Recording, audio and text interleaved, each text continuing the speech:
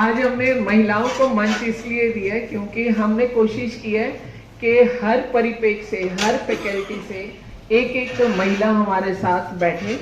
तो हमने पत्रकारिता जगत से हमने पूजा जी को आवाज दी। अगला चेहरा आप देख रहे हैं, जया गोयल जी हैं, विमेन एंटरप्रेन्योर हैं और लंबे समय से जाना माना चेहरा हमारे शहर का। उनसे आगे हमारे साथ बैठी हुई है शुभ दीदी, शुभ तनेजा जी, जो डीएवी कॉलेज से रिटायर्ड प्रोफेसर भी हैं, मतलब एजुकेशनिस्ट भी हैं और साथ साथ लिटरेचर का कवित्री भी हैं। माँ सरस्वती का विशेष आशीर्वाद है इन पे। डॉक्टर पुनीता हसीजा पहले हमारे ज़िले आईएमए की प्रेसिडेंट रही हैं और उसके बाद में स्टेट प्रेसिडेंट रही हैं और आज ये पैटर्न है उसकी और अलग अलग माध्यम से ये सोसाइटी में बड़ी सक्रिय रहती हैं। मेरे साथ जो बिल्कुल साथ में बैठी हैं परवीन जोशी जी, ये बीजेपी स्टेट वाइस प्रेसिडेंट है महिला मोर्चा की। मेरे साथ यहाँ राइट हैंड साइड में बैठी हैं राजबाला सरदाना जी, जो फरीदाबाद भाजपा की जिला प्रधान है। इनसे आगे बैठी हैं रेनू राजन भाटिया जी, ये बनुवाल वेलफेयर एसोसिएशन की प्रेसिडेंट, वाइस प्रेसिडेंट हैं और एक एनजीओ के नाते ये आज हमारे बीच में है। और उसके बाद में बैठी हैं प्रियंका। अब ये प्रियंका जो है, मैं सबको बताना चाहती हूँ कि ये सोल रीडर है, रूह पढ़ती है। तो मैं इसलिए ये बात आपके बीच में रह रही हूँ कि आपको मालूम चले कि हम अलग अलग जगह से इकट्ठे हुए हैं। और उसके बाद में है अंजू जी। अंजू जी हमारी एक 21D की RWA है, जिसकी ये प्रेसिडेंट हैं। इनके पैरेलल में जो RWA काम कर रही थी, तो वो मेरे कारण से या किसी भी कारण से इनकी सेटिस्फेक्शन नहीं थी, तो इन महिलाओं ने एक अपनी RWA बनाई जिसमें सिर्फ महिलाएं ही मेंबर हैं और ये 21D को सेवा देती हैं। इस नाते हमने इनको भी आवाज दी। उनके साथ बैठी हुई है रीटा गुसाई जी। रीटा गुसाई जी एक 50 साल पुराना मंडल है, हनुमान मंडल 5 नंबर में, उसकी प्रेसिडेंट है।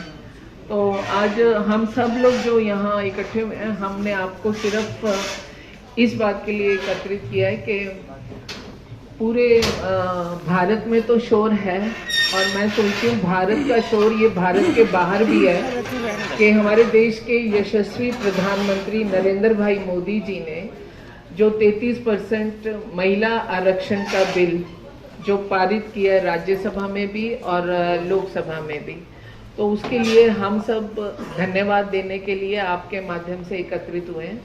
तो एक ऐसी चीज, जब बिल पे डिबेट चल रही थी और बिल जब आया तो हम लोगों ने सबने देखा भी और सुना भी कि विपक्ष में कई लोगों ने ये बात भी बोली कि हमारे मन की बात पूरी हो गई। और मैं बहुत इज्जत करती हूँ कि सोनिया गांधी जी ने भी एक बात बोली कि राजीव गांधी जी का सपना पूरा हो गया। तो ये बहुत सारी चीज़ें हैं कि हमारे पर जब मैं बोलती हूँ तो मोदी जी पर कटाक्ष भी बहुत होते हैं कि मन की बातें बहुत करते हैं, ये बहुत जगह कहा जाता है। पर सोनिया जी के कहने से एक बात साबित होती है, वो मन की बातें करते नहीं है, वो सामने वाले की मन की बात पढ़ते भी हैं। उनकी मन की बात पढ़ ली ना उन्होंने। और उसके अलावा कांग्रेस के लिए विशेष तौर से ये बात मैं बोलना चाहती हूँ कि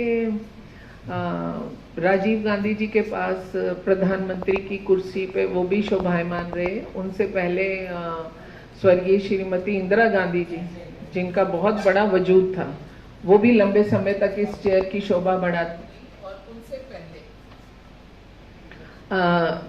जिन्होंने प्रथम बार इस कुर्सी की शोभा बढ़ाई आजाद भारत में, मैं सोचती हूँ कि जवाहरलाल नेहरू जी से शुरुआत हुई।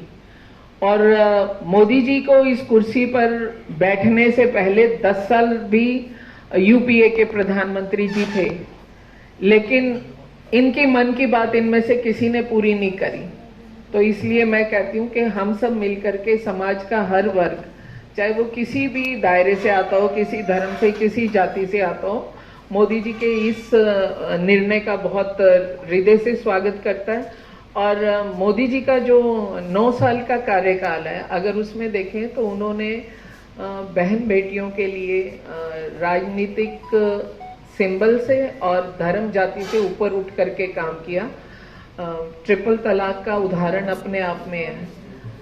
बेटियों के नाम स्वामित्व पॉलिसी में लेकर के आना कि बेटियों के नाम आप करते हैं, बड़ों के नाम करते हैं तो आपको ये फैसिलिटीज मिलेंगी। इसके अलावा J&K की बात अगर करें तो वो भी बहुत बड़ी बात है कि एक खून की बूंद गिरे बिना 370 दफा का हट जाना, कि जब लोग बोलते थे कि ये हो ही नहीं सकता।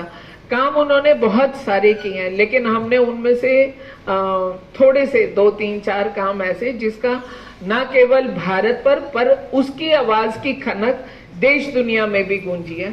तो हम सब उस चीज का धन्यवाद करने के लिए आज इकट्ठे हुए हैं और आपके माध्यम से चाहते हैं कि ये हमारा धन्यवाद दूर तक जाए और इस बिल का स्वागत करें।